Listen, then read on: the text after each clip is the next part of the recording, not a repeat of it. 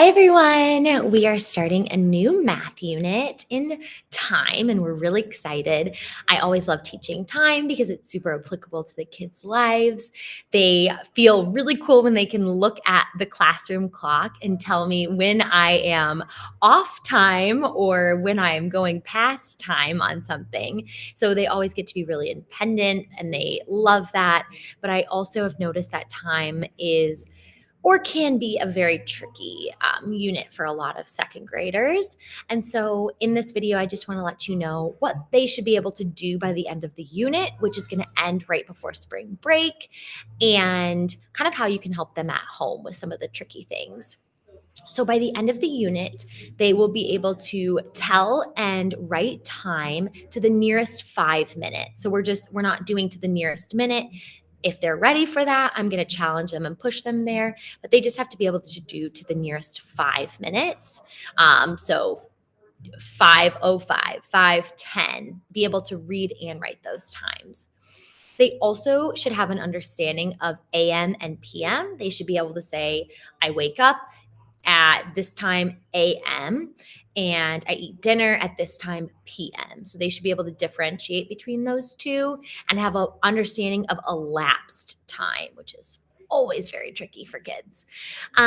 So one way that you can support your child at home is by having them just take notice of the times that they're waking up, the times that they're eating breakfast, time that they're getting dropped off at school, getting picked up, and start associating those with AM or PM.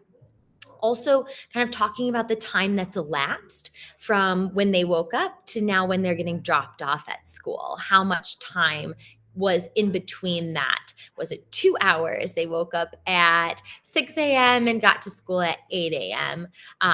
Starting to help them understand that elapsed time. So, also, if they have after school activities, what time does that start? Is that AM or PM? How long are they playing? How long is their tennis practice? Is it from 4:30 to 5:30? What was the elapsed time? 1 hour. So those are just some ways. Also, you can have them read the clock for you. Be like, hey, what time is it?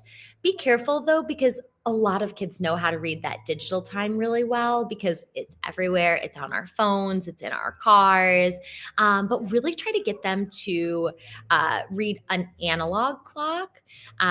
If you have a watch or a clock in your house that's analog, or even pulling some up on the internet. I'm going to show you one today. Also, like with my Apple Watch, I usually have a digital time, but sometimes I'll just switch it over to the analog clock so that the kids can try it on there too. So just like exposure to time and understanding and awareness of the time when they're waking up and the time that they have events during their day. That's what we're trying to do in here is like, oh, it's morning meeting time. What time is it? Oh, this happens at 8 a.m. So they can start to associate things that they're doing in their lives with a time. And that's going to help them a ton. So, super easy ways to just like connect it with their lives. Some of the most challenging things in time for second grade is what I like to call the witching hour. And I created a whole video of the witching hour back at the start of quarantine. For my second graders back then. And so it's a YouTube video, and I'll share it in an email and link it. It's essentially when the minute hand goes past the half hour mark, the hour hand starts to look really close to the other hour. And I'm going to share my screen because I actually have an example, or I have a clock up here so we can see it. So the minute hand is passing the half hour, and the hour hand is now in between two numbers. A lot of kids get confused and want to jump to say, oh, it's 9:30, or they're like, I don't know what hour it is because it's in the middle. So we call this half of the clock over here the witching hour, and technically the witching half hour. And you can watch the video about that. But we want to make sure that kids are able to draw this. Like when they draw 8:30, the hour hand should be in the middle. It should not be directly on the 8. And that's something that we're practicing in the classroom. I told them in first grade, drawing that hour hand right on the 8 for 8:30 would have been fine. But we're second graders now, and we know that the hour hand moves with the minute hand. So having this hour hand on the 8 is not a correct time for 8:30.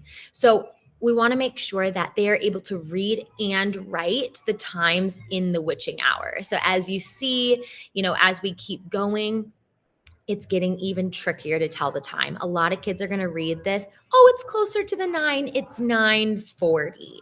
So we really want to make sure that while they're doing their homework at home, you're kind of watching to see, one, are they reading these times correctly? Are they saying that this is 8:40 or are they saying it's 9:40?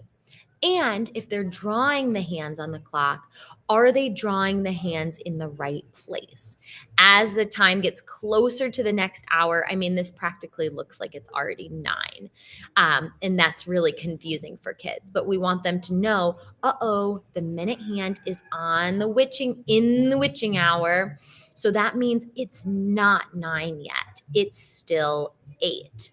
Sometimes I say if it's in between two numbers, do the smallest number. But I always say that doesn't work when we get to the 12, because here 12 is the bigger number, but it's 12:35. So that's just something to work on with your child at home. So just like another example really quick is here, it's 2:35, but the hour hand is in between two numbers. So it's going to look like, maybe it's closer to 3. Maybe I'm going to write 3:35. But we want to make sure that they are writing 2:35 so that they're writing the correct time, and that when they go to draw in these hands for a time like 2:35, that they're drawing the hour hand in between the 2 hours. And this is probably one of the trickiest things next to elapsed time and like time word problems. So just making sure that we're really checking in at home on the homework. A lot of the kids are going to be like, oh, I already did it. I got it done. But just doing like a quick check of their homework to make sure they got the right time will definitely help support them. And then also just like asking them questions about telling time at home, reading clocks at home, just as much exposure and practice as possible is the best way to go about this. So please let me know if you have any questions, and I might do another video when we get to elapsed time, but I'll see if we need one. All right, bye.